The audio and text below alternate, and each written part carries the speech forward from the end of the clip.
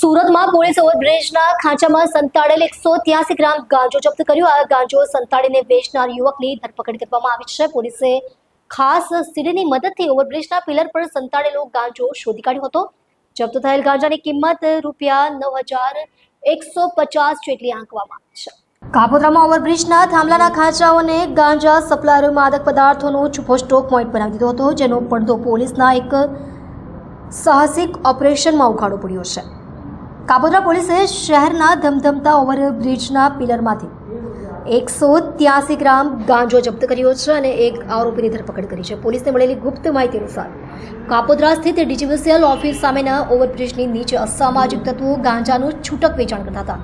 તપાસમાં જાણવા મળ્યું કે આરોપીઓ પોતાનું સામાન સંતાડવા માટે ઓવરબ્રિજના પિલરના ઉપરના ભાગમાં આવેલા સાંકડા ખાંચાઓનો ઉપયોગ કરતા હતા। આ સ્થળ ઊંચા હોવાથી સામાન્ય લોકોને નજરે ન પહોંચી શકાય તેવું હતું, જેથી તેમના માટે માદક પદાર્થો સુરક્ષિત રીતે સંતાડવા માટે આદર્શ ઠર્યું હતું।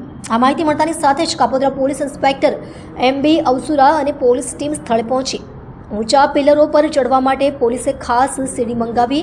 સીડીની મદદથી પોલીસ કર્મચારીઓએ પિલર પર ચડીને ખાંચાઓની ઝીણવટભરી તપાસ કરી। આ સાહસિક ઓપરેશનનું પરિણામ ત્યારે સામે આવ્યું જ્યારે પોલીસને ખાંચાઓમાંથી 183 ગ્રામ ગાંજો મળી આવ્યો, જેની બજાર કિંમત ₹9,150 આંકવામાં આવી છે। પોલીસે આ ગાંજો સંતાડી રાખનાર અને વેચનાર મુખ્ય આરોપી દીપક ઉર્ફે સુકો અનિલ સોનવણેની ધરપકડ કરી આગળની કાર્યવાહી હાથ ધરી છે।